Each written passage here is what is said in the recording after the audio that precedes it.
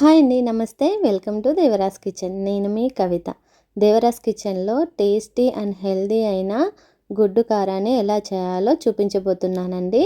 ఈ కారాన్ని రోట్లో దంపుకొని చేసుకుంటే చాలా చాలా టేస్టీగా ఉంటుంది. ముందుగా గుడ్లు ఉడకబెట్టుకుందామండి. నేను ఇక్కడ 4 ఎగ్స్ తీసుకున్నాను. వీటిని మీడియం ఫ్లేమ్లో 10 to 15 మినిట్స్ ఉడకబెట్టుకుందాం.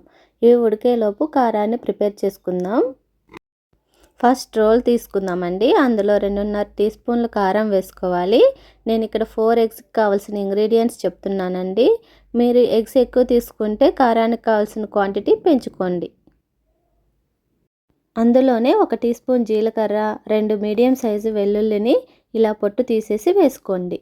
అందులోనే 1/2 టీ స్పూన్ పసుపు కూడా వేసుకొని ఇలా దంపుకోవాలి.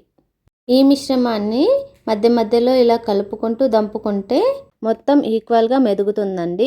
దీన్ని మరీ పేస్ట్లా కాకుండా కచ్చా పచ్చాగా దంచుకోవాలి. అప్పుడే టేస్ట్ బాగుంటుంది. ఇలా మెదిగిన మిశ్రమాన్ని తీసుకొని ఒక గిన్నెలోకి వేసేసుకుందాం. చూడండి ఎంత చక్కగా మెదిగిందో. ఎప్పుడు మిక్సీలైనా ఇలా రోట్లో కూడా ఒకసారి ట్రై చేయండి. హెల్త్కి చాలా మంచిది. ఇప్పుడు దీన్ని తాలింపు పెట్టేసుకుందాం. ఈలోపు ఎగ్స్ బాగా ఉడికిపోయాయండి. వీటిని తీసి పక్కన పెట్టేసుకుందాం. తాలింపు పెట్టుకోవడానికి స్టవ్ మీద ప్యాన్ పెట్టుకొని ప్యాన్ హీట్ అయిన తర్వాత 3 టేబుల్ స్పూన్స్ ఆయిల్ వేసుకోవాలి. మీడియం ఫ్లేమ్లో ఆయిల్ వేడెక్కాక 1 టీ స్పూన్ ఆవాలు వేసుకోవాలి. తర్వాత 1 టీ స్పూన్ జీలకర్ర వేసుకొని వేయించుకోవాలి. ఆ తర్వాత 3 మీడియం సైజు ఉల్లిపాయలను ఇలా చిన్న ముక్కలుగా కట్ చేసుకొని వేసుకోవాలి. అందులోనే 2 రెబ్బలు కరివేపాకు వేసుకొని లో టు మీడియం ఫ్లేమ్లో ఫ్రై చేసుకోవాలి.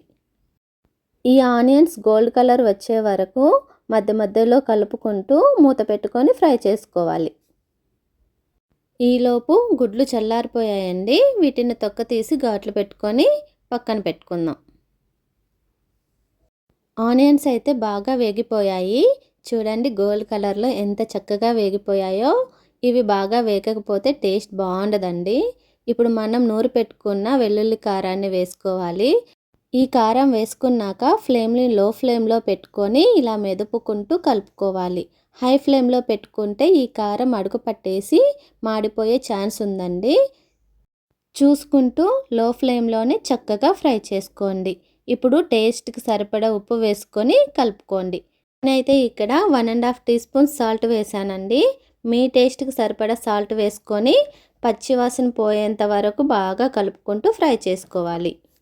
పచ్చివాసన పోయి కమ్మటి వాసన వస్తుందండి. అప్పుడు ఈ ఎగ్స్ని వేసుకొని నెమ్మదిగా కలుపుకోండి. లేకపోతే ఎగ్స్ విరిగిపోతాయి.